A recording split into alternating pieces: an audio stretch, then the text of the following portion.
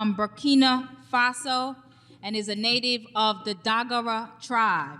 He is a shaman or high priest, and he has taken on the task of sharing with us the lessons of his indigenous culture, the Dagara Nation, in initiation, remembering one's purpose on earth through ritual, wisdom, healing, and community.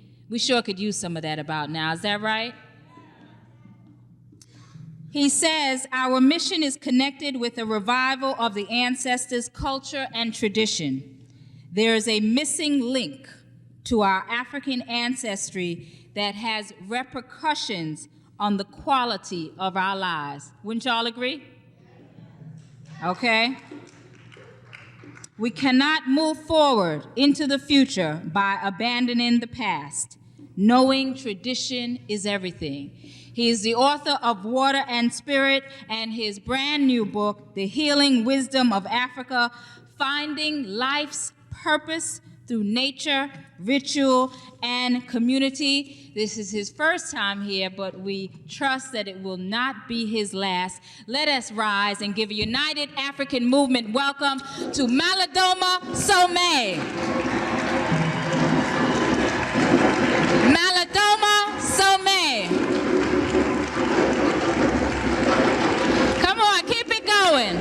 Let us welcome Malidoma Somé.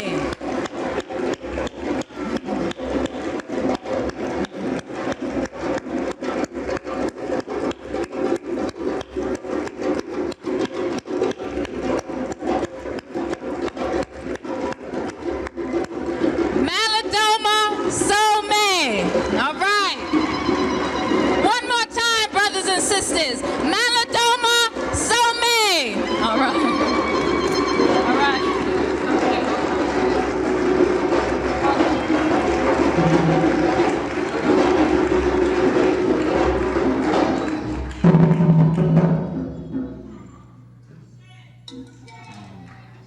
Ashe, Ashe.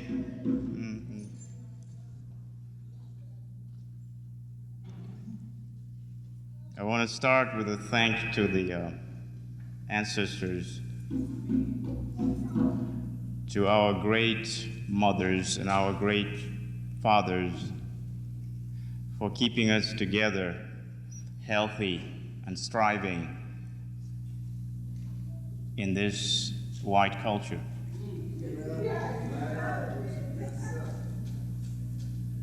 And then I want to acknowledge the fact that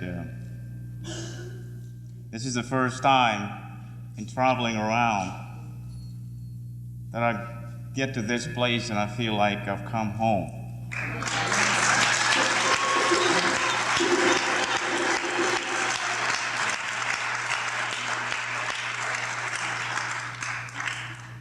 You'll excuse me, it's a very emotional moment for me because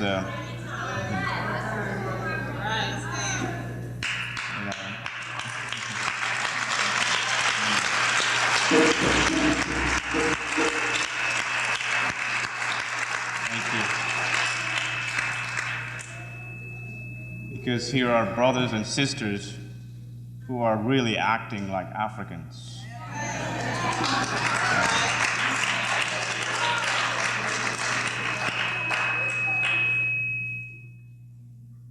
It is important that we be aware that indeed the mother continent is waiting for us.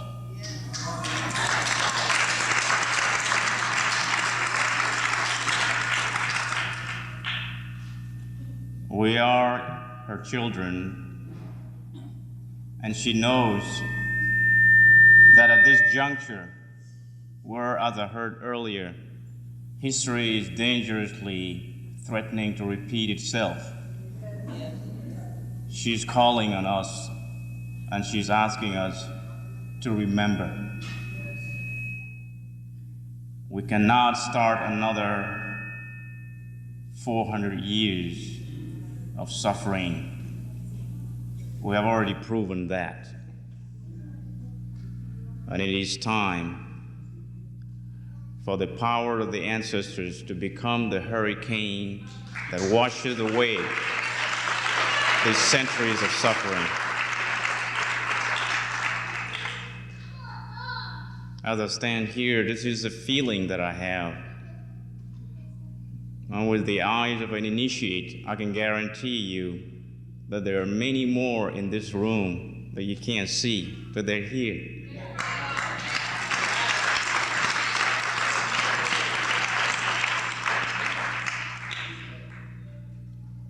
I see some sitting over there still holding the shackle of slavery, but with a smile on their face.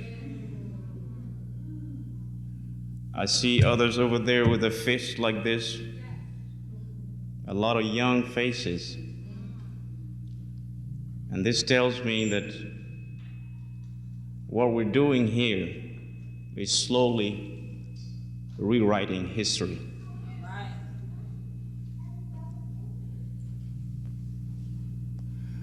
When I was a child, the vision of the world that I had was very rosy. The closest person in my life was my grandfather. He was known in the village as the healer, the great priest. But he himself didn't think of himself as such. All he said was that the ancestors have borrowed his body in order to do some work. In retrospect, what I'm experiencing in this culture is that the ancestors of Africa are begging each one of us to lend them our bodies so that they can do great work.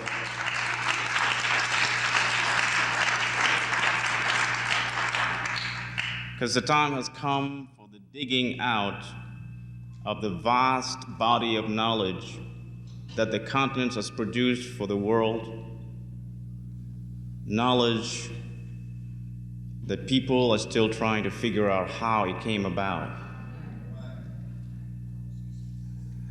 And to know that this is the legacy of our ancestors must give us enough pride to know that abundance is heading our way.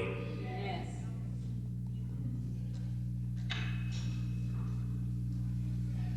My grandfather told me that I'm supposed to be the friend of the enemy. I've never liked that, because I don't like enemies, period. And in my life in this Babylonian realm, the worst enemy is the one who looks like me.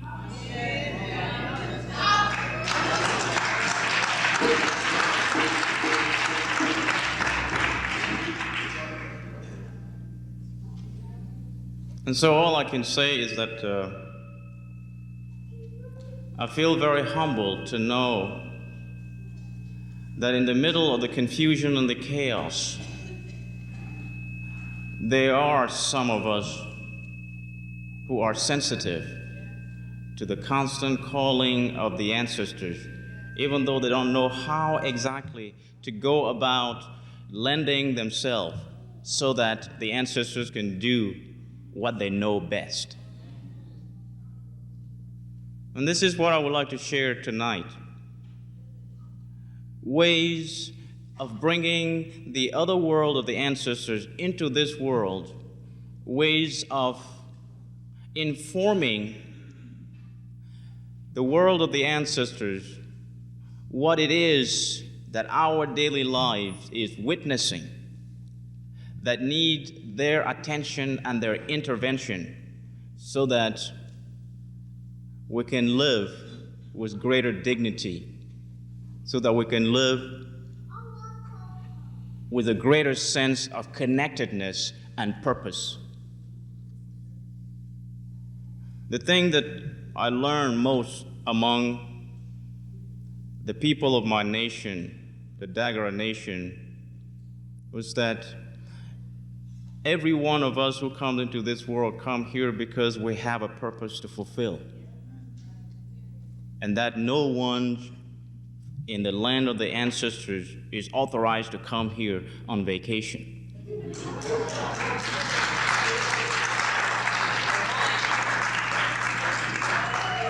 And so if that is true, it's not right that so many of us walk down the street wondering why they are here. It's not right to see so many brothers and sisters wasting their life away in the perdition of a wide world that rather wish they're not here.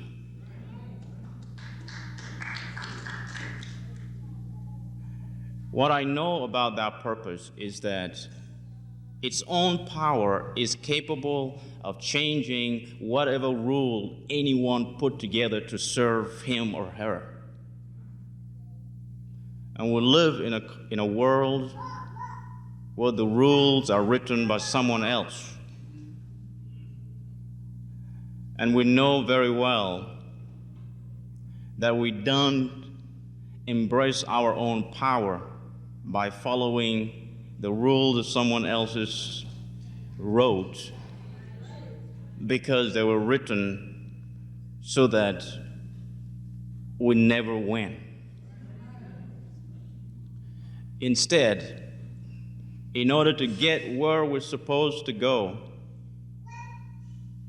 we need at least to reach into the world of our ancestors, if only to tell them about the state we are in and our profound desire to get out of this state in order to shine in the world just the same way as was shown when we were living our true purpose thousands of years ago.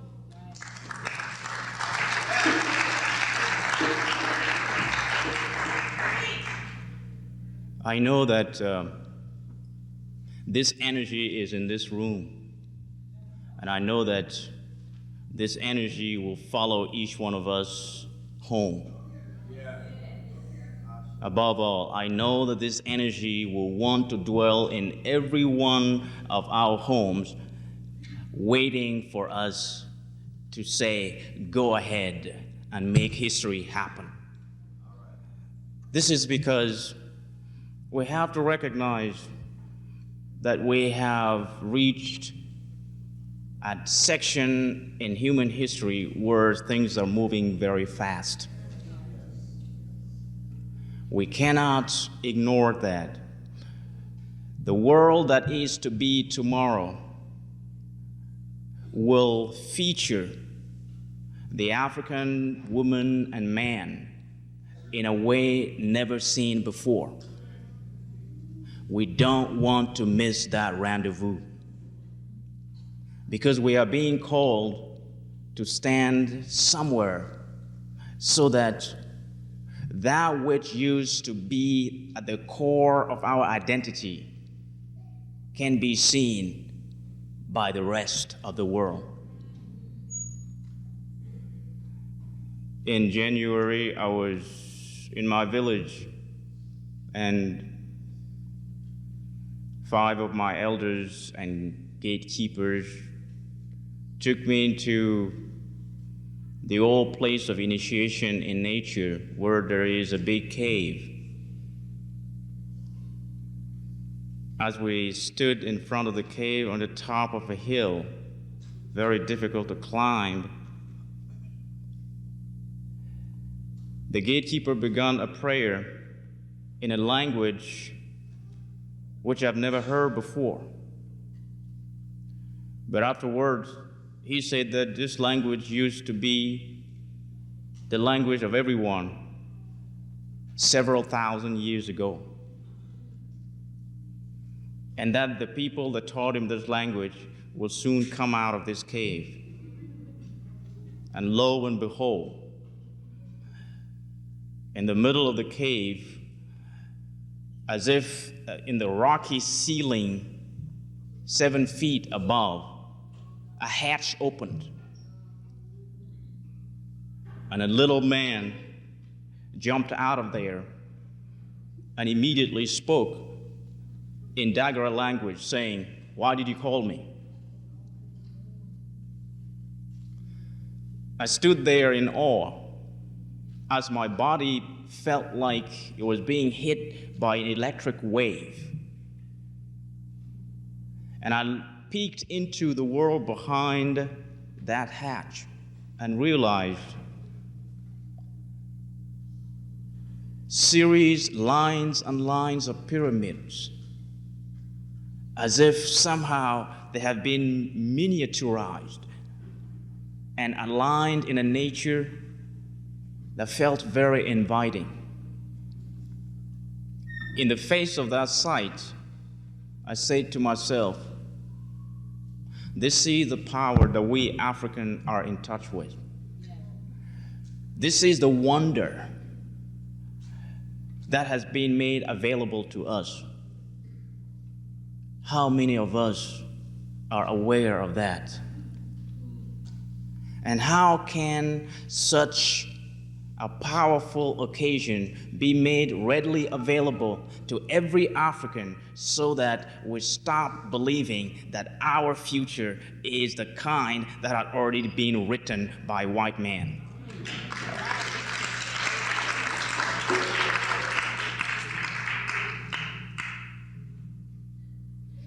My grandfather, who foretold my own story,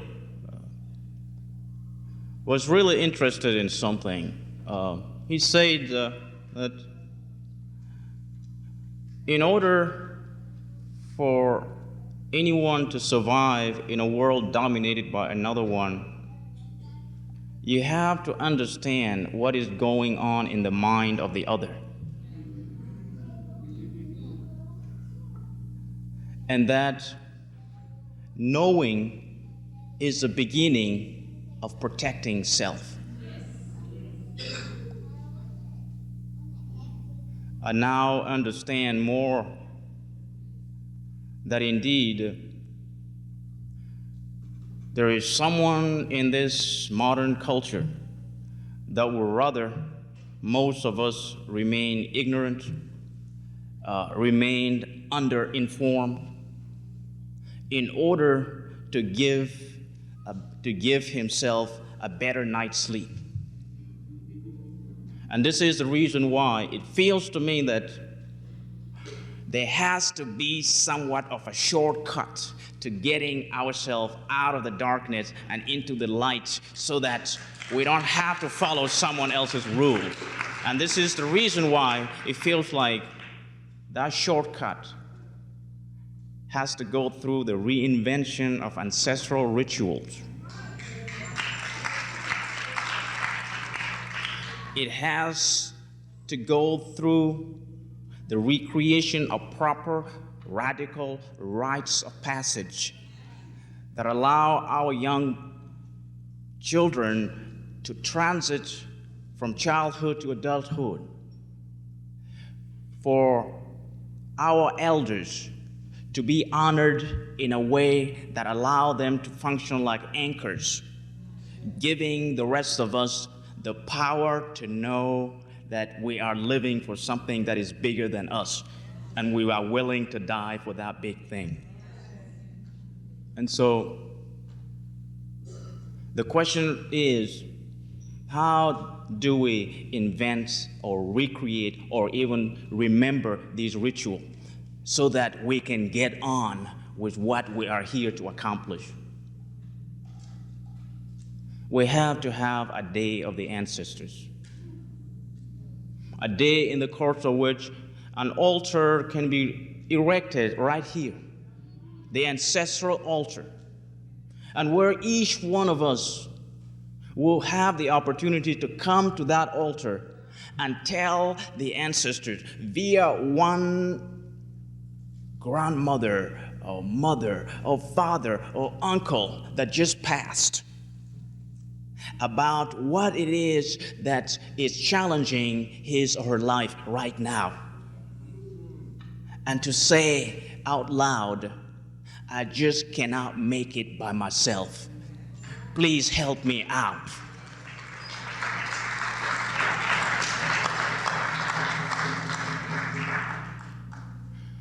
They are waiting on the other side for our permission to go to work.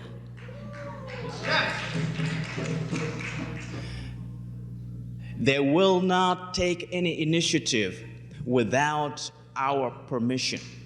And this is how powerful we are. And yet we know how much we need in order to be able to live a more dignified life.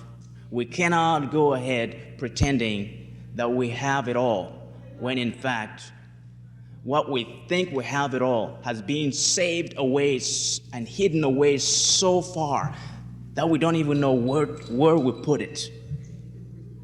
And this is why we have to tell the ancestors to go get it for us. That day, when it is possible for this room to become a big shrine room, allowing each and every one to come and tell his or her story to the ancestors, the challenges that you are facing on a daily basis, you will have the chance a week later to see what the ancestors have been able to accomplish in the course of 7 days. I suggest that somewhere down the road, this movement draft every ancestors available. Yes, really. So that out there they can contribute to rewriting the socio-economic rules. We live in a world where it is clearly said that there's not enough for everyone. The socio-economic philosophy of modern days stipulate that indeed there is scarcity. Our ancestors' socio-economic philosophy used to be that there is enough for everybody.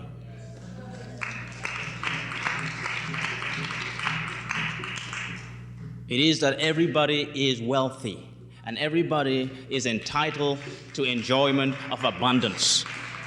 And consequently, as long as we Africans have not reached that stage when we don't have to worry about a 9-to-5 deal. We don't have to worry about a retirement plan. As long as we have not reached that stage, we need to continually send an SOS to the other world so that they can intervene. We have to tell them that we have tried every which way in this world to change the rules written by the other in order that the wells held up can spill onto us too. We have to tell them we have tried, and we have to recognize that we shouldn't have taken this matter into our own exclusive hands. That we should have started by telling them to actually take care of it for us. We just have to say it out loud to them and wait for their answer. And so what I'm saying, and the reason why I'm saying what I'm saying is that this is a family for me. And my understanding of a family is that everybody must be truly happy, not pretense happiness, not this kind of happiness that comes as a paint over too much pain that I can't recognize, too much sorrow, too much scarcity, too much worry, and therefore I utilize brotherhood and sisterhood as an antidote. But genuine joy, genuine sense of abundance can indeed trigger this sense of community that we all need in order to re-embrace our true purpose. And so this is what I learned from my elders in the nations of the Dagara people. And this is what I have observed in the course of 25 years being in the belly of the beast, trying to figure out how to be. And I've noticed that every time I've tried to live by the rule written by someone else, I've been hit somehow.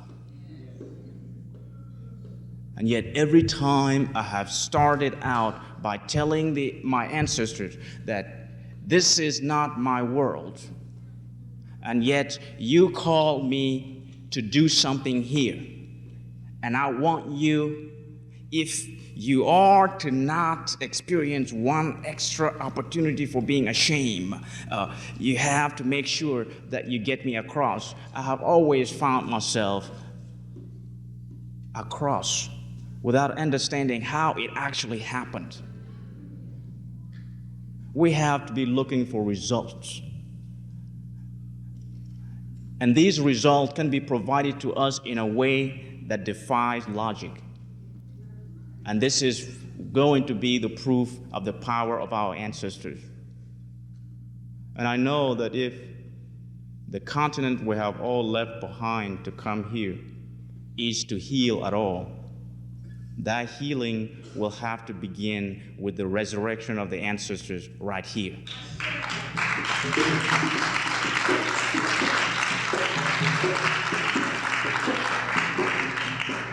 And I say that because while we are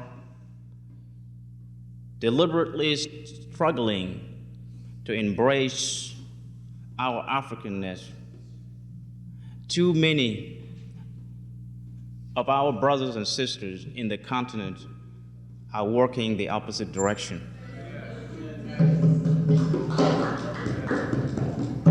And we have passed the time of rhetorical conviction of them. We have passed the time when we can speak sense into their head so that they can come back to the ways of the elders. And therefore, action is what is needed. We have to allow these ancestors to show us how to get from point A to point B without having to hitchhike on the back of someone who looks like he has already made it. And so the real source of our power is there. And this is why this ritual to the ancestors that I'm suggesting is something that should become the starting point of a whole series of others that allow gathering of this nature to look like it wants to focus on the very deep problems that we are facing as a people and which we are trying to eradicate or to heal from, to try to eliminate or to prevent our enemies from looking like us, so that at least we know how to live together under an umbrella that is trustworthy. In my village, all the villagers are divided into 5 different categories. We refer to themselves as fire, water, earth, nature, and mineral. Why? Simply because of this whole idea that they have that no one comes into this world without a purpose. And everyone's purpose fits within these 5 categories. Elemental realities that have been around forever, that have helped major scientific breakthrough that the current modern science is still struggling to figure out. I cannot begin to tell you all these things that I have seen done by my own people, which, if they were to be transplanted in the modern world, would constitute major technological breakthroughs. except that they are not interested in competition. There is some sense in which when you have true power at hand, you have no interest in parading around to show. Any person who is parading power is actually trying to hide tremendous anxiety inside.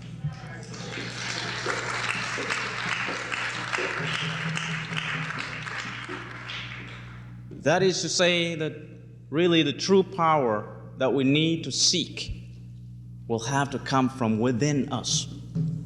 And this is the power of the ground. And I know that in this room, they are the water people, the ones who are understood in my nation as the peacemaker, the reconciler, but also the one that show how a community can flow smoothly, accepting and honoring everyone. I was so touched by all this honoring and recognizing and thanking and hugging that occurred in this room in the period of a short time. That has the capacity of attracting a lot of spirit into this room. The world out there is starving for acknowledgement, for honoring, for touch. That we come here to give that to each other is the beginning of our true healing.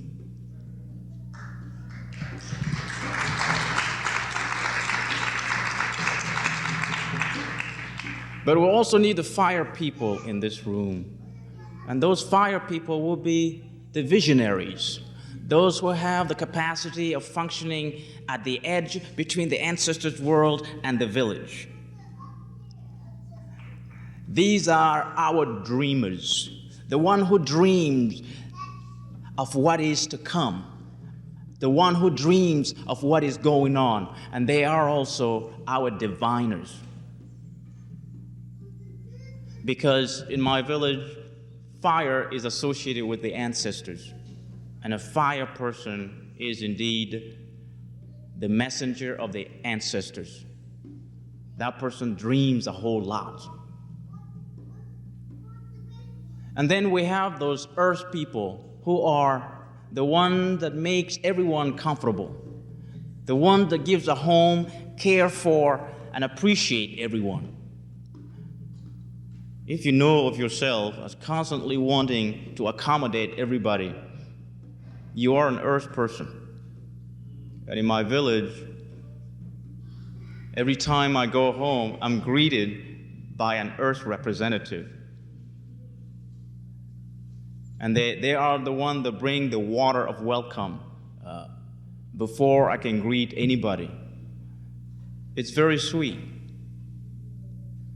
And I wish that some days the earth people can be identified in this room, so that every week when you come here, they stand at the door welcoming everyone into this room. I look at this table here, and it's a representation of earth. On this table is a representation of abundance. An earth person must have done that. It makes sense.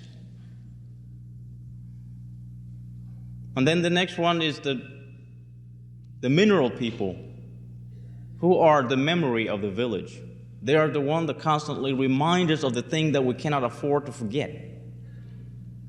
And so we need some people in this room with this ability to constantly bug us about that which we cannot afford to forget.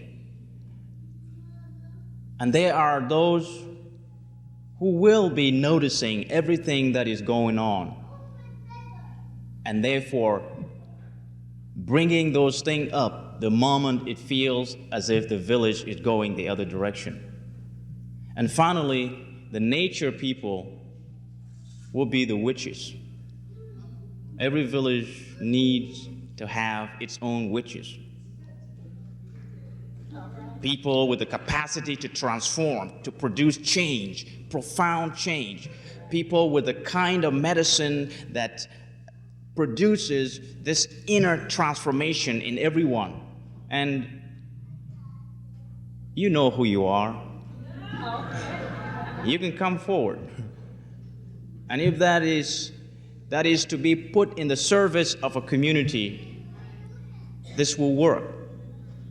And it will be great that if there has to be a day of the ancestors where prayers and communication are delivered to the hand of the ancestors, let it be done by elemental group. That the fire people show up and speak their truths to the ancestors. Then allowing the water people to come and speak their truths. And then the earth people, and then the mineral people, and then the witches. You know, I'm saying this because there is a tendency to believe that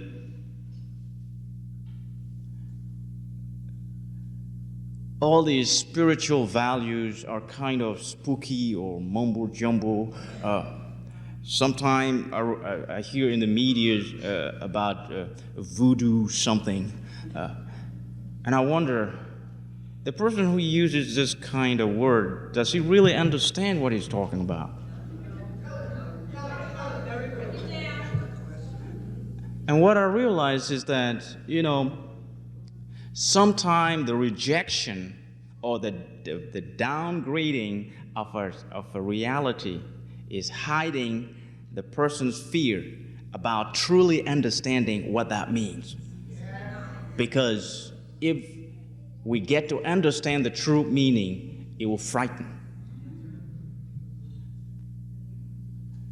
When Europe came to Africa, one of my elders said that it came looking for healing because it was already at odds with its own ancestors.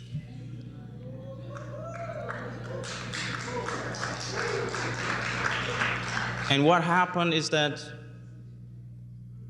following its tradition of separating with the ancestors, it missed the healing it came seeking, and instead proceeded in a systematic pillage of the whole continent.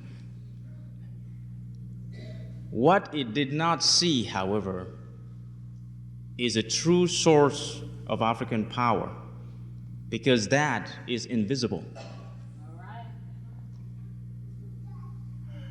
And after having taken that which is visible, it has developed a propaganda that only portrays the continent as a place of all evil. You know, there is indeed an African saying that be careful when a naked person offers you a shirt.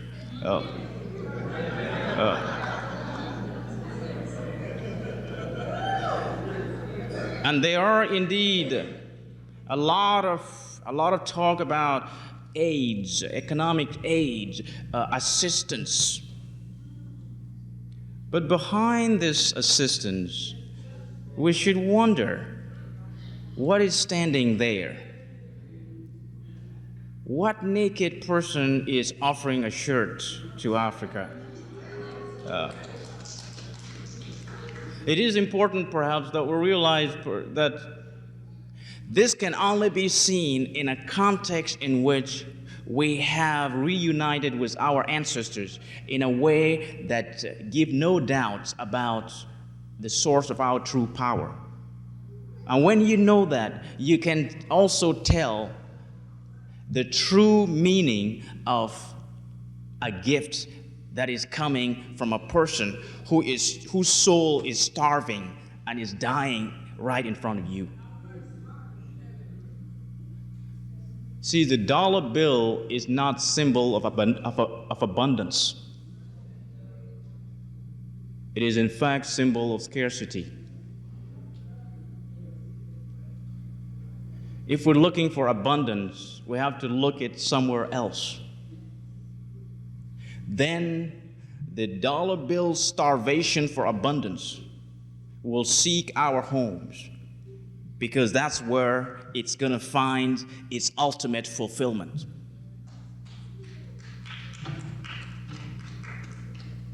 And I know that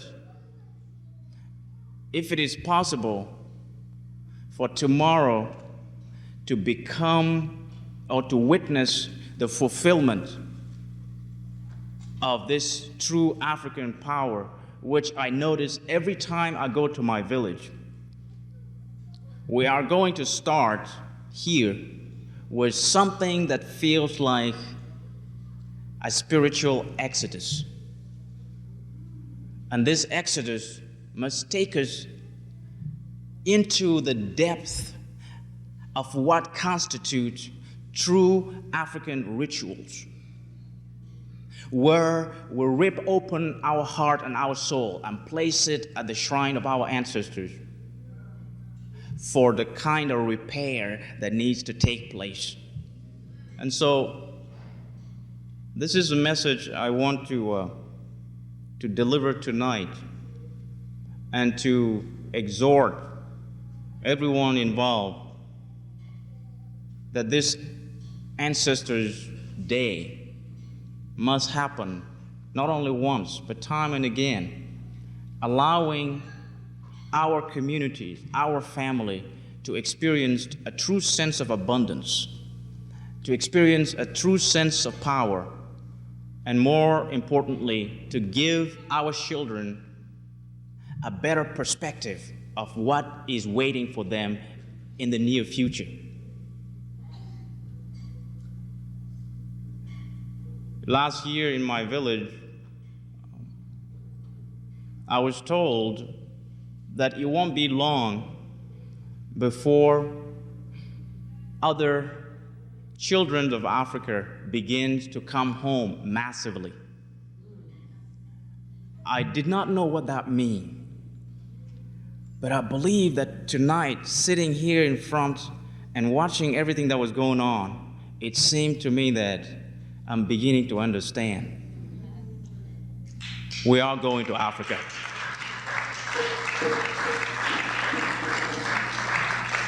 I still don't know how or why, but what I know is that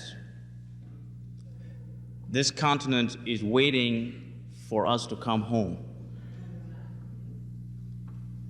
And it is not the kind of thing that must be thought of logically, but more spiritually, more ritualistically, because we have to stop thinking where ritual intervenes. The whole idea of dual citizenship that I heard earlier on, the whole idea of places being made available for everyone that want to visit to come over, made me think of this kind of spiritual exodus that is going to take care not just of dual citizenship, but of a plain African citizenship.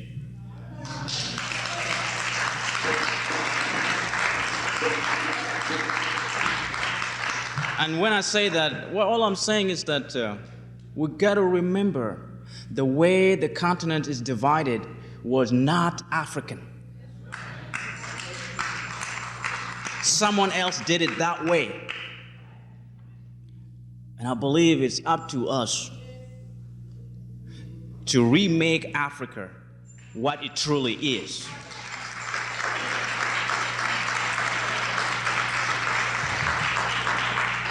And for me, this is my understanding of the United African Movement. It has to lead to a united Africa.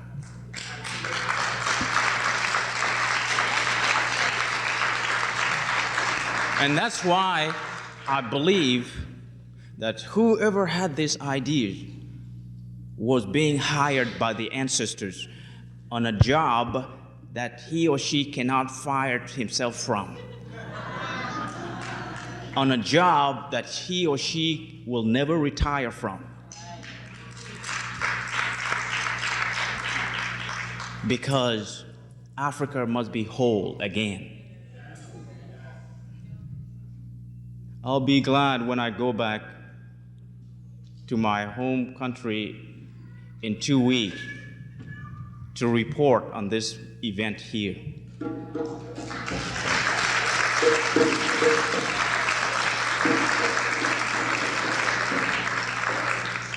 To me, it is historical. And what I have seen is a testimony to the fact that what the elders have been saying all along for the past 15 years was actually taking shape in a small way, but in a steady and growing way. And we have come to a place where we have then to put the United African Movement into the hands of the ancestors that inspired you to create it to begin with. And by doing that, history can begin to go faster.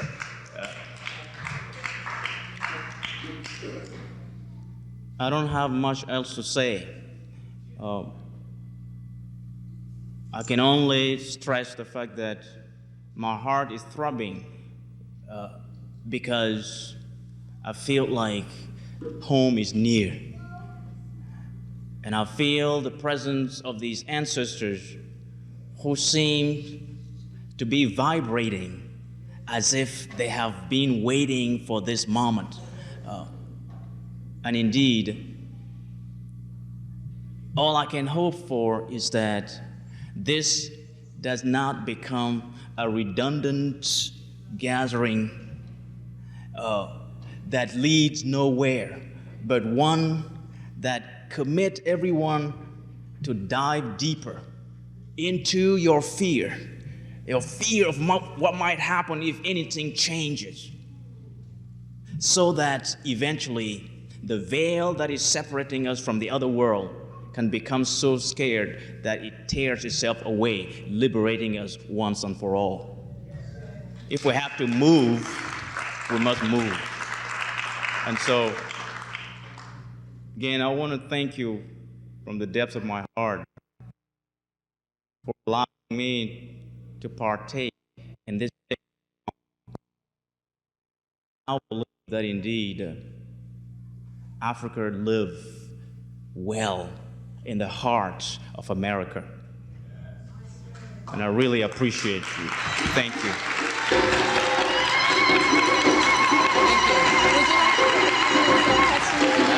Okay. Maybe about 15 minutes? Okay. Malidoma Somé.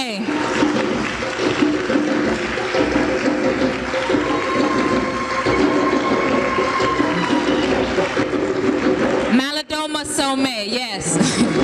yes. Malidoma has consented to take just a few minutes of question and answer, so we'd like everyone to just hold their seats, just about maybe 15 minutes or so of question and answer. Minister Brown has set up a microphone in the middle of the aisle, and if we can have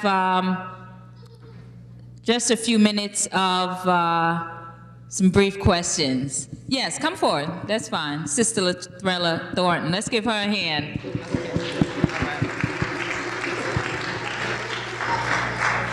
Hotep, I want to thank you very much for your presentation.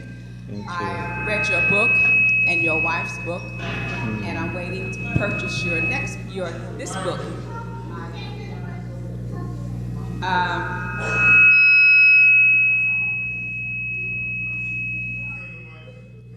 A few years ago, a very important person in our community who lived in South Carolina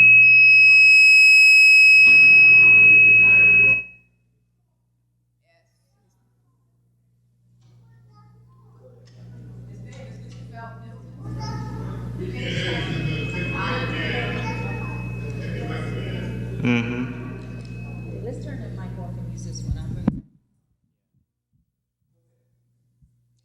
A few years ago, a brother by the name of Mr. Felt Middleton, who was a very important person in our community, made a transition to the ancestors. And he passed on a Sunday. And the spirit came to me the next day. And he spoke to me and said it was very dark, and he was very frightened. And I said, well, what should I do? And he said, go out and get a candle and burn a candle. So I ran out, bought a candle, lit a candle, called my friends, told them to do the same thing. A few days later, he came back to me and said he felt better. And we communicated in this way. And he said that many of our ancestors are stuck because we're not doing the rituals anymore. That they're there and they're waiting, they can't move on because it's a reciprocal relationship that we have to help them as they help us. And because we aren't doing the rituals, they can't move on. So I've been running around telling folks we need to do ritual. I'm waiting because, and I'm with the ancestors all day long, every day, 24 hours, 7/7. And I'm pulling for rituals to come down because I know the ritual must be done with community because that's how we go forward. And I'm here for you tonight because I want you to pull for us some rituals that we can do. And I know that, as you say, that they're here with us now because their presence are always with us. We have to just know that. But I'm asking them within your presence to give us some rituals that we can do because we're ready to do some rituals. With their help, we can. And can you now at least give us one little simple ritual? I mean, we do rituals all the time. But consciously as a community, doing a ritual with a purpose to bring the energy down and to open the veil up, as you say. Okay? Thank you.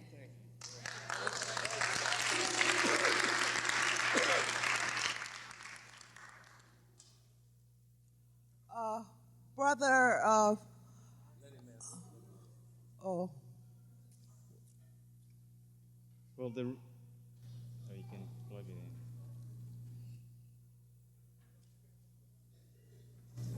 in. Okay. Well, the ritual you're talking about, indeed, is a very, very pressing one. I mean, the ritual for the ancestors. So many of our brothers and sisters who have passed are still waiting for us to give them the kind of energy that only us can give to them so that they can start to become more active in our life. And so one of the simplest things that every one of us here can do personally first is a small little altar to the ancestors in your home. Bring something in there, put it there, you represent the ancestors. That representation alone is the beginning of a long relationship. Keep a candle burning there all the time. We are blessed with a lot of candles around that we use, most of them uselessly. It is important to at least bring that light to them for a number of days before you begin communicating to them, because that light translates on the other side as a pathway to the place of empowerment that allow them to then begin to listen to what we have to say. At a communal level, you will have to come here first, and a ritual honoring the ancestors will have to begin with each one being given a tiny little candle that you would light and call on the name of an ancestor, someone, a brother, a sister, an uncle that has passed, and place that on an altar so that by the time everyone has done it, you will have a table that is all lit with countless candles. It is not any more complicated than that. After you've done that, then the day of the ancestor, where each one of you can come forth to communicate the challenges that are facing you in your life, will have a deeper significance. Does that make sense to you? Oh, thank you.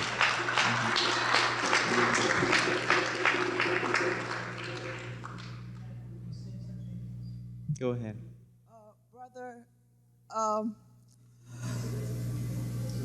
I've seen the Holy Ghost. I've seen Jesus Christ and God.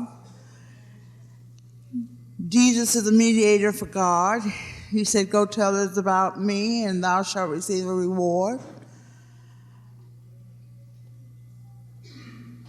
I was disturbed about racism, and Jesus Christ and God came to me after a traumatic prayer in the prior days of my life. They say that the end of the world will be in 2001 or 2000. Do you believe this is true? And about an altar in your house, would incense be sufficient?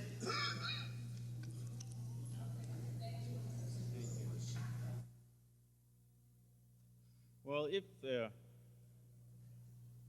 the end of the world is that close,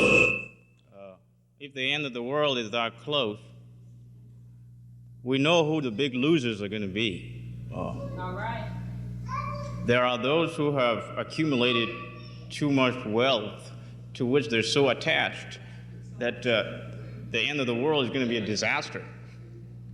Something has to end in this world.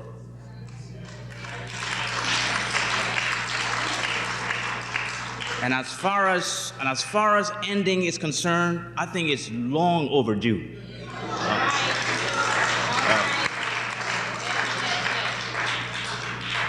And so whether it is the end of the world or the end of this kind of gluttony that is crippling our communities, our society, we will celebrate that ending.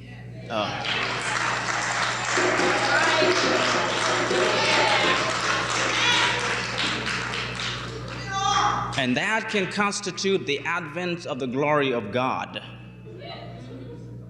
That finally, that which was being held away from us will be taken away and brought home to us. We have waited long enough. We have suffered long enough. Hundreds and hundreds of years, they speak loud enough. So let the world end.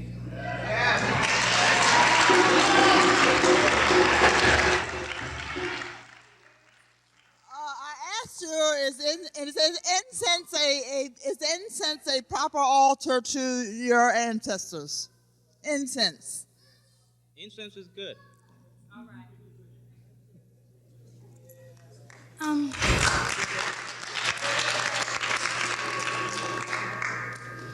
Yes, I read your book. In your book, your father and your grandfather were like witch doctors, and they seem to do like a lot of things, like magical things.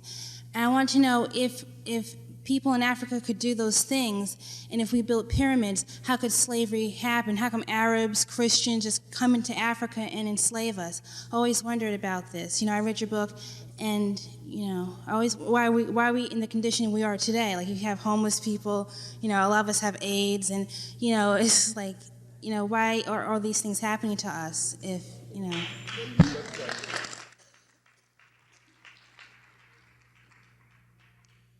There are many things about the ways of the ancestors that are hard to understand from a logical standpoint.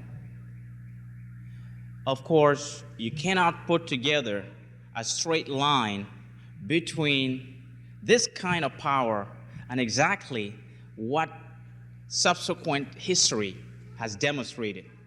Because obviously, what does it mean to be enslaved? What does it mean to be a third world? What does it mean to be to live below poverty in light of the kind of power that I talk about? What it shows in the logical modern thinking is that that's not true. You cannot have this power and allow yourself to be enslaved. You cannot have this kind of power and be poor. Well, I got news. The true source of power, as I've come to understand it, is hidden in a. It is illogical. I don't like it. But I am here today, standing here in front of you, after years and years and years of suffering. And I know that growing up, to be able to open up your consciousness, you have to begin with an experience of what we call radical initiation. What I've come to understand finally is that we African people have spread all across the world and undergone the kind of initiation that no one else can undergo.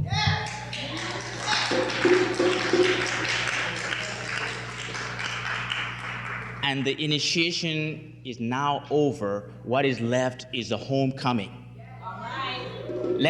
That's why the world will end.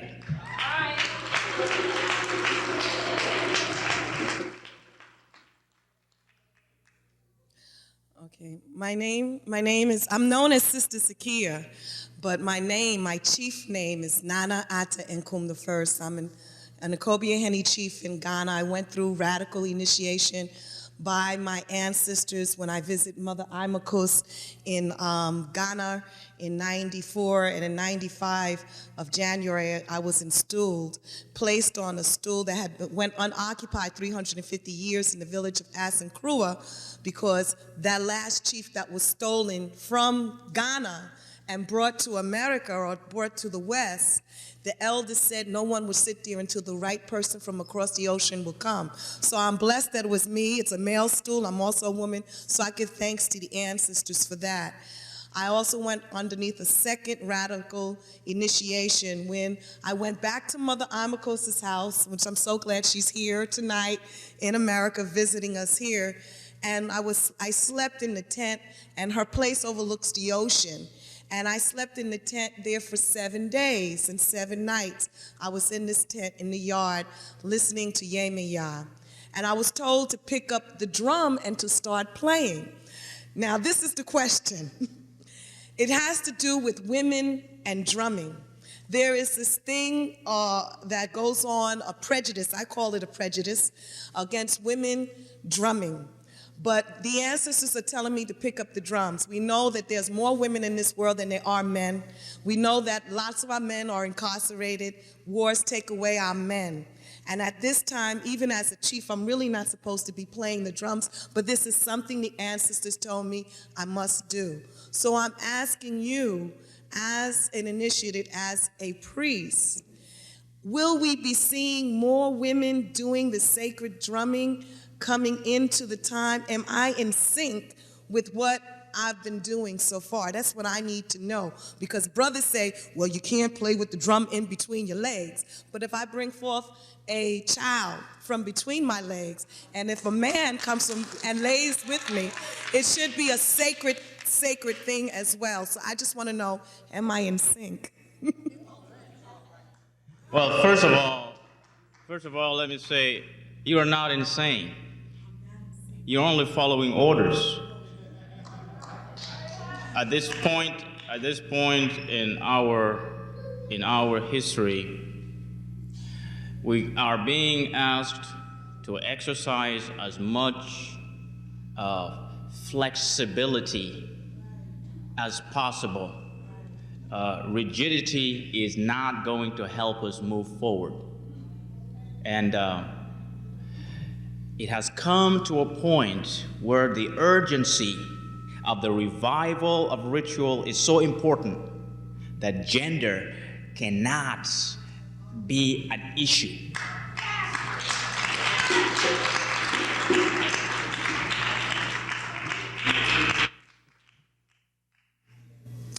Good evening.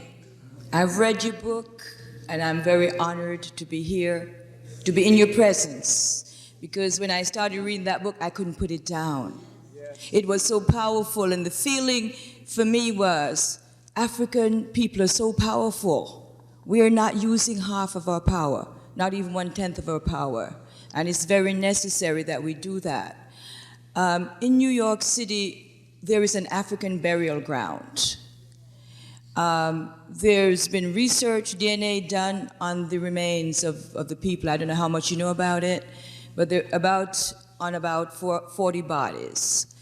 They found out that some of the people were Tuareg, some were from Senegal, Nigeria, Ghana, Senegal, I think I mentioned Senegal, and now the government is reneging on what they had promised to do, because of the fear, I think, of how powerful this has gotten. Now, several of us have decided to go there and do, we did some ceremonies last week, but we're going to do some new moon ceremonies on actual burial ground place, spot. Now, you mentioned the ceremonies with the candles. Is there anything we can do? Because from my knowledge, I know if you can do ceremonies actually where the ancestors lay, it is more powerful. Well, this is it's a very important thing, because it distinguishes those ritual that you can do in a place like this, as opposed to this ritual that you have to do on site. And what I have to suggest is two things: ash and food. They must be nourished. These ancestors must be fed. However, you have to cook the food on the spot and serve the ancestors. And then you will only eat that food after the ancestors have been fed. How you do that exactly, you start with circling the entire ground with white ash. The ash you get from burning wood, that white thing. Circle it all. And you have to line up together, form a circle, and each one of you has a length of 5 feet of ash to lay. And it becomes a round circle that protects that place. The food must be cooked inside there. This is the ancestral meal that you're preparing. And during all that time, sing. Sing to the ancestors, sing to them. If you remember name, call them in. At the end, they are only served in the evening.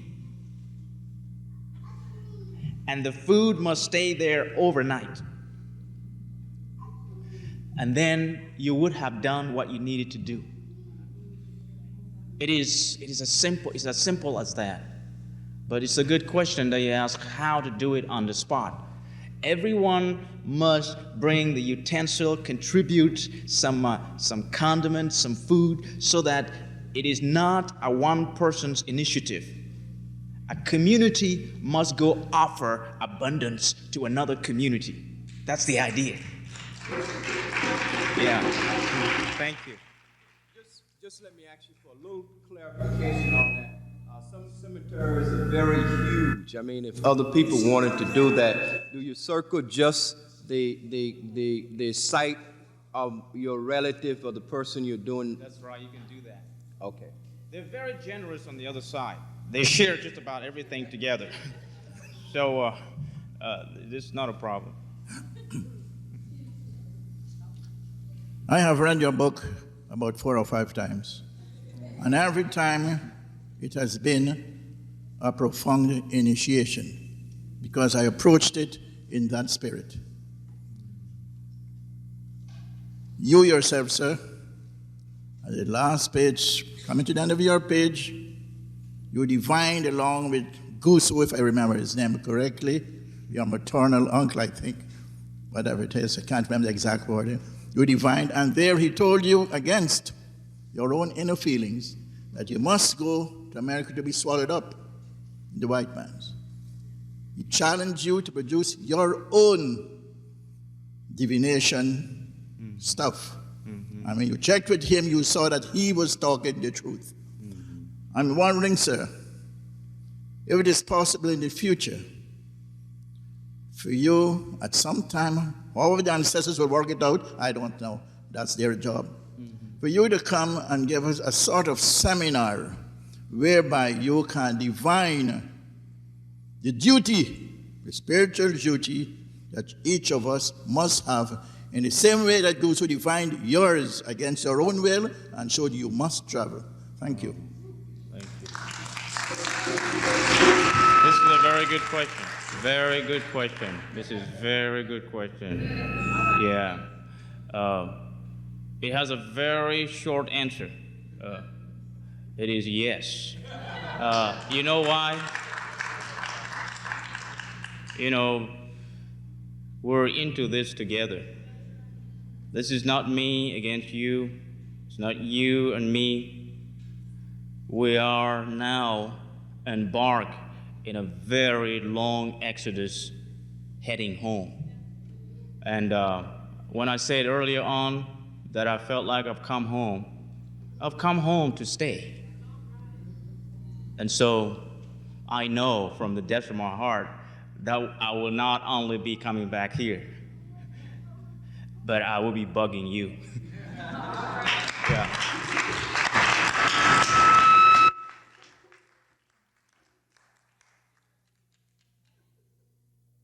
Good evening, and welcome, brother. I read your book, then I lost it, didn't finish it, picked it up, read it again, got through a few pages, and it's a struggle. You know, no disrespect, but it's hard for me to grasp the spiritual aspect. Your power is undeniable, and this people's power is undeniable. Here, all praise to these